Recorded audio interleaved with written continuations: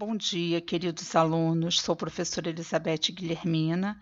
Nós ainda não nos conhecemos pessoalmente, porque inicialmente quem assumiu a turma foi a professora Márcia, então eu estou substituindo a professora Márcia. Sabemos que todos nós fomos pegos de surpresa com essa situação, né, da pandemia, e passamos a trabalhar no ensino remoto emergencial. Sabemos que todos estamos com muitas dificuldades, seja por questões até de doença. Eu mesmo tive parente que eu perdi, né, com a Covid-19, por questões tecnológicas, por dificuldades financeiras, questões em casa para uso, né, de computador, telefone. Então, é um momento que está sendo delicado para todos nós. Eu gostaria que vocês soubessem que eu estou sempre à disposição para o que vocês precisarem. Eu estou à disposição para ajudar.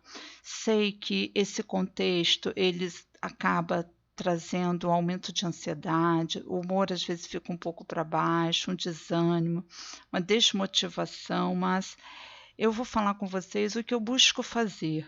Então eu busco manter rotina, acordar, já tomar banho, trocar de roupa, manter rotina, o que eu vou fazer pela manhã, o que eu vou fazer à tarde. Eu busco fazer uma atividade física em casa, estar atento ao conteúdo dos meus pensamentos, que muitas vezes eles estão disfuncionais, estão com viés negativo. Quem tem sua religiosidade, busca sua religiosidade, faz uma respiração ou meditação, algo que você gosta, que dá prazer, né, dentro do contexto que nós estamos vivendo. Então, eu falo com vocês, vamos buscar viver o momento. Não temos respostas, não sabemos, né, como será o nosso ensino ainda este ano, como ele será, quando nós voltamos para o presencial, como será esse retorno presencial. Então, nós, enquanto funcionários da FATEC, não temos essas respostas. Então, o que eu trago de sugestão, vamos viver o agora, vamos ter o foco, né, nas atividades. Nós estamos buscando trazer uma quantidade de conteúdo menor. Sabemos que o tempo presencial não é igual ao tempo online, então nós estamos passando o conteúdo de uma maneira reduzida para poder facilitar, contribuir entendendo todos esses aspectos de dificuldade que eu já falei anteriormente. E contem conosco, professores, com a escola, para o que vocês precisarem. Então, nós vamos, através dos slides, eu vou explicar esse conteúdo e que nós estamos entrando em citologia. Então, vamos lá. Nós finalizamos o conteúdo de composição química da célula. Esse conteúdo ele foi dado na trilha do mês de abril, maio e junho, e ele já tinha sido iniciado com a professora Márcia quando vocês estavam no modo presencial. Então, ele foi passado de uma maneira bem reduzida. Bom, então nós estamos entrando no bloco 4, na trilha do mês de julho, e vamos iniciar o conteúdo de citologia. Esse conteúdo ele será dividido em duas partes, com a mesma proposta de passar o conteúdo de forma reduzida. Então, iniciando o conteúdo de citologia, né, que a citologia é o estudo da célula. A célula é uma unidade funcional que vai constituir os seres vivos. Nós, inicialmente, vamos estudar quais são as diferenças entre uma célula procarionte e uma célula eucarionte. Vamos então falar sobre as características de células procariontes. Então, são células que não apresentam membrana nuclear. A membrana nuclear, ela também é chamada de carioteca. Então, o seu material genético, ele é chamado de nucleoide. E o núcleo, ele não está individualizado. Outra característica importante dessa célula é que não há organelas delimitadas por membranas, que nós chamamos de organelas membranosas. Então, o que nós encontramos na estrutura de uma célula procarionte? Então, nós vamos encontrar a parede celular, como vocês podem ver aqui no esquema. Nós temos a membrana plasmática, nós temos o citoplasma e nós temos a molécula de DNA, que ela está aqui espalhada no citoplasma e não tendo, né, uma carioteca, não tem um núcleo individualizado. Nós encontramos também os ribossomos, mas os ribossomos eles não são organelas membranosas, então são outras estruturas que nós encontramos nas células procariontes. Quem possui células procariontes são as bactérias e as algas azuis, chamadas cianofícias. Nós não podemos considerar as células procariontes como uma célula inferior, menos evoluída. Nós podemos dizer que é uma célula mais simples, com menos complexidade, mas nunca como uma célula menos evoluída. Vamos ver agora, né, as características das células eucariontes.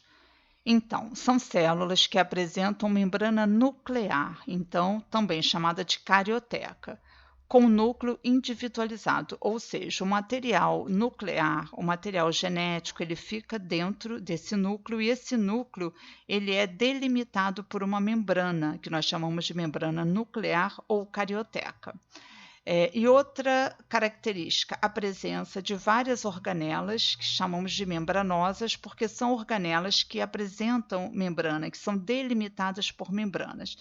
Se a gente fizer uma comparação entre o slide anterior, que apresentava o esquema de uma célula procarionte, com essas duas células aqui nesse slide, que é uma célula animal e uma célula vegetal. Vamos comparar e o que nós vamos observar? Que existe uma série de estruturas que na outra célula elas não estavam presentes. Então, nós podemos dizer que as células eucariontes são mais complexas, mas não são mais evoluídas. Elas têm um grau de complexidade maior que as células procariontes. E onde nós encontramos essas células eucariontes? Quais são os organismos? Então, os protistas, que são os protozoários, os fungos, nas células animais e nas células vegetais. Vamos então agora falar as diferenças entre célula animal e célula vegetal, sabendo que células animais e células vegetais são células eucariontes. Então, a primeira diferença que nós vamos observar diz respeito à estrutura aqui da membrana. Então, na célula animal, nós observamos que a membrana ela não tem uma proteção, né, mais estruturada externamente, diferente da célula vegetal, que apresenta essa membrana bem estruturada, porque ela tem a presença da parede celular, que vai lhe dar proteção e que ela tem uma resistência mecânica. Outra estrutura que nós encontramos nas células vegetais, que não está presente nas células animais, seria os cloroplastos. Então, os cloroplastos eles têm uma relação com a fotossíntese, essas estruturas verdinhas que estão aqui no interior da célula vegetal. Então, por ser, né, os vegetais serem autotróficos, eles não ingerem, né, o alimento, então eles produzem e através do processo da fotossíntese. Outra estrutura também presente nas células vegetais e ausente nas animais, nesse formato, são os vacúolos. Então, nós temos aqui grandes vacúolos. Então, nós estamos vendo aqui 2 grandes vacúolos nessa célula vegetal. Qual a importância desses vacúolos? Eles fazem uma reserva, né, de água e, diferente dos animais, quando nós necessitamos de água, nós vamos ingerir. Os vegetais, eles vão absorver, né, pela raiz, mas eles têm essa reserva aqui quando essa absorção não é o suficiente. Então, grandes vacúolos que ocupam uma grande parte desse citoplasma, as células animais não possuem, ela vai apresentar pequenos vacúolos. Então, essas três estruturas que eu falei para vocês, cloroplastos, vacúolos e parede celular, nós só encontramos nas células vegetais.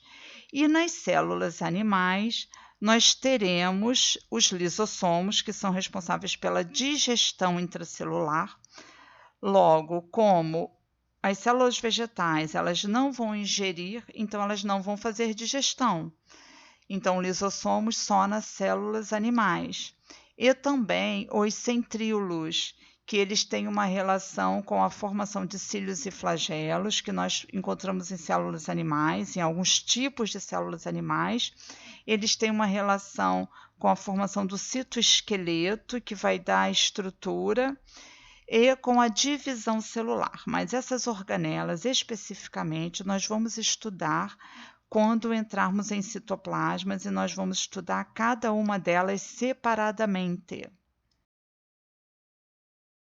Então, reforçando o que nós falamos anteriormente, aqui tem uma imagem de uma célula animal e as estruturas que vão diferenciar essa célula animal da célula vegetal. É a presença dessas duas organelas, centríolos e lisossomos.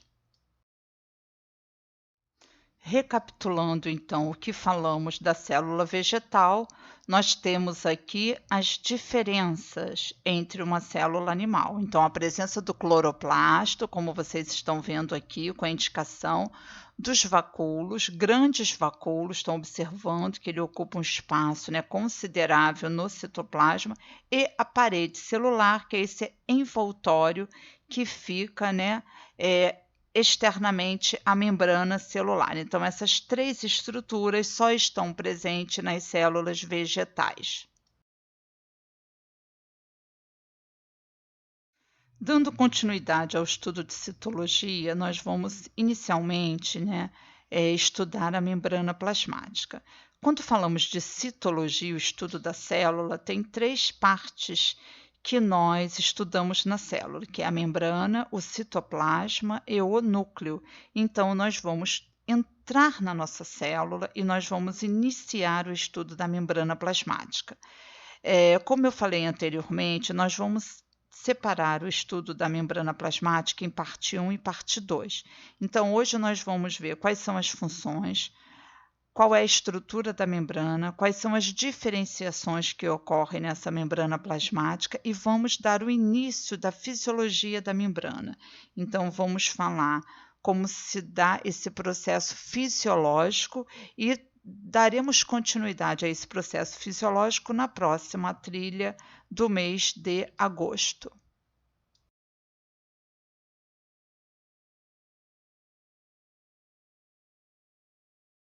Quando iniciamos o estudo da membrana, antes mesmo de chegar na membrana plasmática, nós temos os envoltórios externos à membrana.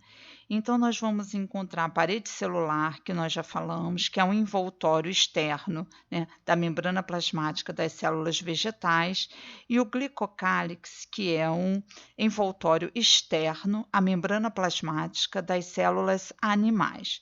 A parede celular, como nós já falamos anteriormente, é uma estrutura rígida que ela confere uma proteção mecânica, física.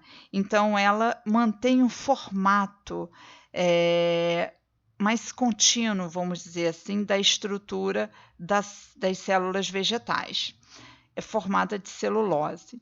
O glicocálix, ele é uma rede formada por glicoproteínas, e esse glicocálix não tem a mesma resistência que é a parede celular. Ele confere sim uma certa proteção, mas bem diferente da rigidez e da proteção mecânica da parede celular. Então, esse glicocálix, ele envolve a membrana plasmática das células animais, e ele funciona ali como uma estrutura de reconhecimento que é fundamental para que células tenham certo tipo de intercâmbio com outras células. Então, é uma estrutura de reconhecimento entre células. Então, dando continuidade, né, e reforçando, a parede celular é uma estrutura rígida e externa à membrana plasmática. Isso implica em menor possibilidade de modificarem a forma de suas células. Então, suas células elas mantêm um formato diferente das células animais, que não apresentam esse formato constante. Outro aspecto importante é saber que essa composição química, né, das substâncias que compõem a parede celular, ela vai ser diferente nos diversos organismos. Então, nos procariontes, nós temos o peptidoglicano, que é um polissacarídeo associado a aminoácidos, lembrando que polissacarídeos são carboidratos e aminoácidos são as estruturas que vão formar as proteínas. Nos protistas, a parede celular é constituída de sílica, nos fungos de quitina e nos vegetais de celulose.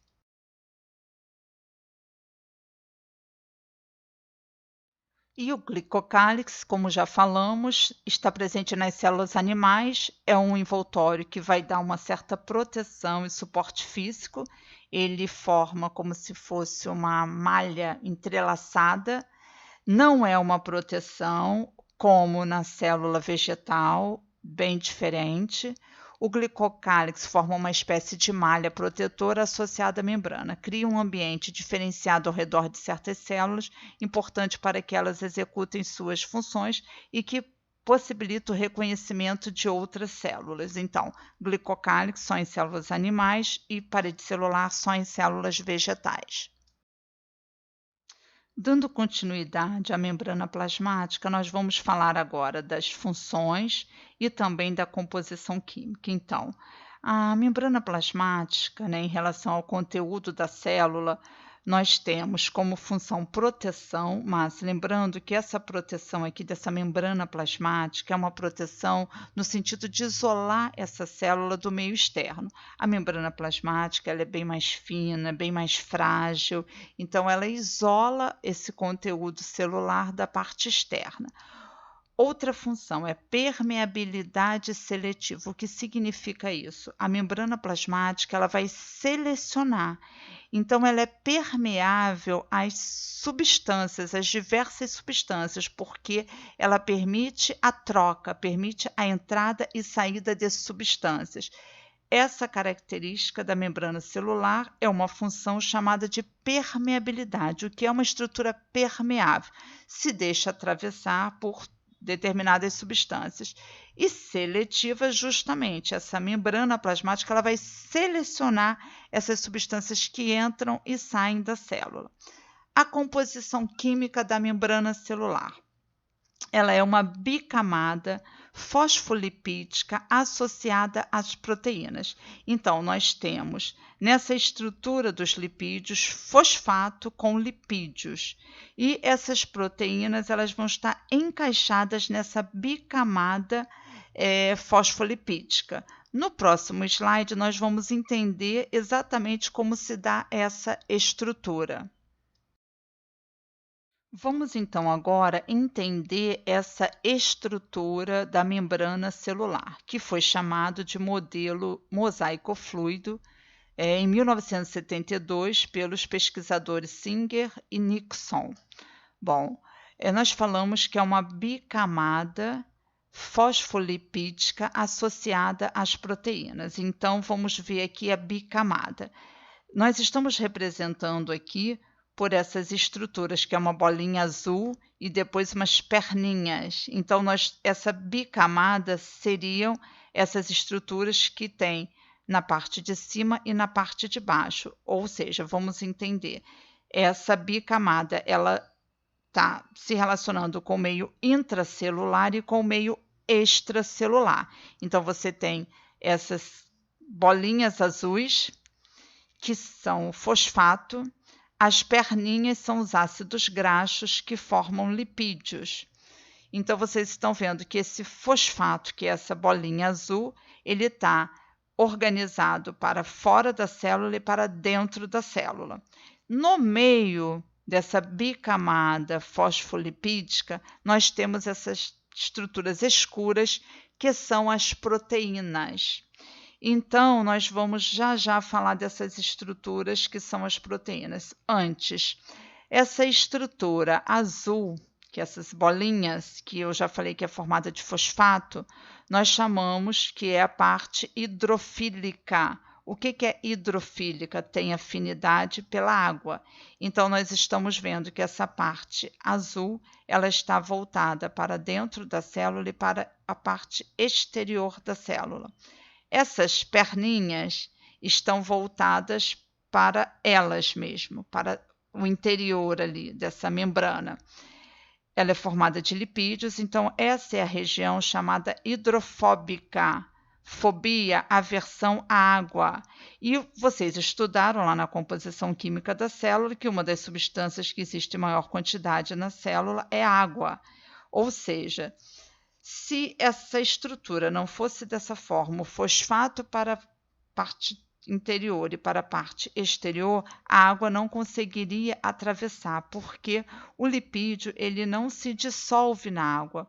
Ou seja, o lipídio é uma estrutura hidrofóbica, ou seja, não tem afinidade com a água. Então, essa arrumação dessa bicamada molecular, onde a região hidrofílica ela está para dentro da célula e ela está para fora da célula, ela permite a passagem de água. Bom, essas estruturas escuras, que são as proteínas que estão encaixadas nessa bicamada molecular, nós temos alguns tipos de proteínas. Quando você tem aqui na parte de cima, que eu anotei nesse quadrinho, proteínas periféricas, elas têm parte delas ou para dentro da célula ou para fora da célula. Nós chamamos de proteínas integrais, vocês estão vendo aqui no esquema, uma proteína que ela é, vamos dizer assim, ela está inteira. Ela dá tanto para a parte interior da célula como para a parte exterior. E nós vamos ver aqui nessas proteínas, essas estruturas com bolinhas azuis, que é o glicocálix, que nós já falamos anteriormente, que são regiões de reconhecimento para que uma célula consiga ter uma relação com outra célula. Agora, por que esses pesquisadores deram o nome de modelo do mosaico fluido? Primeiro, fluido, porque essa membrana ela não é rígida, nós já falamos que ela é uma membrana fina, então ela tem uma fluidez, uma flexibilidade. Mosaico, por quê? Vocês já devem ter ouvido falar dentro do artesanato a técnica de mosaico, quando se trabalha com azulejos, pedaços de azulejo, criando mosaico, ou seja, um vai se encaixando no outro.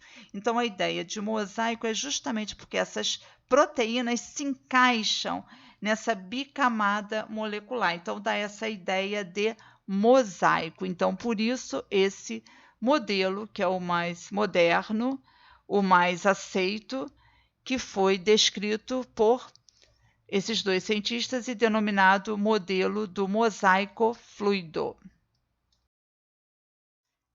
Essas proteínas que estão encaixadas na bicamada fosfolipídica, na estrutura da membrana celular, ela tem várias funções importantes. Então, são estruturas que são fundamentais no processo até de transporte de substâncias. Então, algumas delas têm a função de canal de proteína, então permite que certas moléculas e íons atravessem a membrana plasmática livremente. Então, quando nós vimos anteriormente aquela proteína que nós chamamos de integrais, que ela atravessa toda a membrana, ela forma ali um canal de proteína e as substâncias passam com muita facilidade.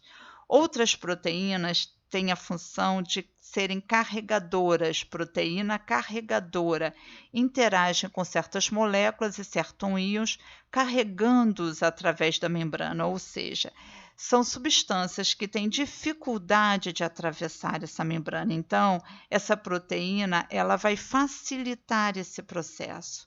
Então, ela realiza essa passagem, facilitando. Outro tipo de proteínas são proteínas de reconhecimento, que permite que uma célula reconheça a outra e interaja com ela. Eu gostaria de destacar aqui a proteína carregadora, que nós vamos estudar posteriormente, que ela tem um papel fundamental aí no processo de fisiologia da membrana plasmática. Dando continuidade ao estudo da membrana, quero lembrar aqui que membrana celular, membrana plasmática ou plasmalema são denominações referentes à membrana. Então, você pode encontrar com autores ou livros com essas denominações: membrana celular, membrana plasmática ou plasmalema. Nós vamos falar agora das diferenciações da membrana. O que seja diferenciações? A membrana, em determinados tecidos, para executar de maneira mais eficiente sua função, a membrana dessas células alteram a sua membrana, elas são alteradas. E nós vamos falar aqui de alguns tipos de diferenciações. Vamos falar das microvilosidades, que aumentam a área de absorção. Então, como se dá isso? Ela tem reentrâncias, ela cria ondulações, e quando eu crio ondulações na minha membrana plasmática, eu aumento a minha área. Aumentando a minha área, eu vou conseguir absorver uma maior quantidade de substância. Como exemplo, nós temos as células do intestino delgado. Ali é uma região no processo digestório em que tem absorção dos nutrientes. Então, eu vou encontrar células que, para executar essa absorção, elas têm essas diferenciações que são as microvilosidades. Outra diferenciação são os desmossomos. Então, são estruturas que estão em uma membrana, em outra membrana de outra célula, mantendo uma aderência, mantendo uma adesão, fazendo com que as células fiquem muito próximas uma das outras. As interdigitações são reentrâncias para fixação entre as células contíguas. Então, do mesmo jeito, uma célula com outra célula é como se fossem dedos que se encaixam e ali mantém uma fixação, uma adesão também. Cílios e flagelos, eles são diferenciações de células que necessitam de ter uma movimentação. Então, nós vamos encontrar em protistas. Por exemplo, o espermatozoide é uma célula que precisa de deslocamento, então vai ter um flagelo. Então, permitem o quê? Movimentos celulares e produção do fluxo de líquido ao redor dessas células. Então, permite a mobilidade dessas células. Então, nós vimos aí essas diferenciações: microvilosidade, desmossomos, interdigitações, cílios e flagelos. Vamos agora, no próximo slide, ver essas imagens. Então, nesse slide, nós temos aqui essas imagens. Então, vamos começar aqui na parte superior com as microvilosidades. Então, vocês estão vendo essas várias ondulações que aumentam a superfície de absorção. Os desmossomos, nós estamos vendo aqui duas células e essa estrutura que como se estivesse aderindo uma célula à outra. As interdigitações é como se uma membrana de uma célula se encaixasse, criasse como se fossem os dedos se prendendo uns aos outros. Também promove uma fixação, uma adesão. Os cílios, nós estamos vendo aqui um protozoário que são unicelulares, em que seu deslocamento, sua movimentação se dá pela justamente movimentação desses cílios. Ao lado, nós temos aqui estruturas demonstrando flagelos. Então, qual é a diferença entre cílios e flagelos? Os cílios, eles sempre serão curtos em grande quantidade. Os flagelos, eles serão longos em menor quantidade. E os dois permitem essa movimentação, ajudam também no deslocamento, A movimentação vai ajudar o deslocamento das células. Vamos entrar, então, na última parte da nossa proposta de parte 1 do estudo da membrana e vamos iniciar falando sobre a fisiologia da membrana. Essa fisiologia nós vamos dar continuidade na próxima trilha do bloco 5, no mês de agosto. Então, a membrana celular controla a entrada e saída de substâncias e íons na célula, o que chamamos de permeabilidade celular. Portanto, a membrana tem permeabilidade seletiva. Então, como nós já falamos, uma das funções importantíssimas da membrana é justamente essa troca de substâncias, essa permeabilidade, essa seleção de substâncias que entram e saem.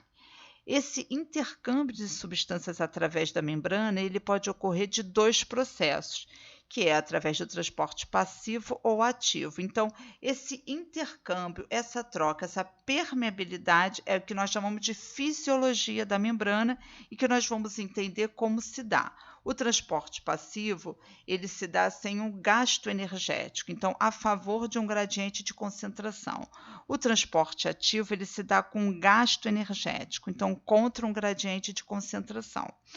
Nós vamos entender melhor isso na próxima trilha. Agora, dentro do transporte passivo, nós vamos estudar a difusão simples, a difusão facilitada e a osmose. E no transporte ativo, eu vou trazer para vocês o exemplo da bomba de sódio e potássio. Então, esse conteúdo nós estaremos trabalhando na próxima trilha. Queridos alunos, chegamos ao fim dessa nossa trilha do mês de julho. Busquei trazer um formato diferente. Espero que vocês tenham gostado, que possa ter facilitado o entendimento, a aprendizagem.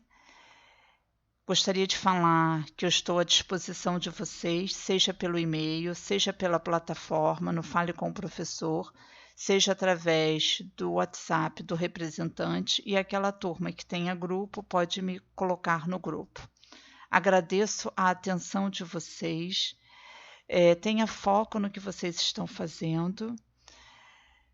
Isso vai passar, com certeza vai passar, e até a nossa próxima aula. Deixo um último slide. Eu sei que muitos de nós estamos com ansiedade, muita ansiedade, então eu deixo um slide que na realidade é um vídeo de uma técnica que se chama Acalme-se, feita pelo professor Bernard Ranger, que é uma referência no Brasil e até fora do Brasil em síndrome do pânico e ansiedade, da Universidade Federal do Rio de Janeiro, e ele criou essa estratégia, o Acalme-se. Assistam, tornem a assistir, ela vai trazer uma paz. Procurem colocar os passos que ele traz no Acalme-se no seu dia a dia. Vai ajudar muito, muito, muito mesmo. Então, mais uma vez, muito obrigado pela atenção de vocês.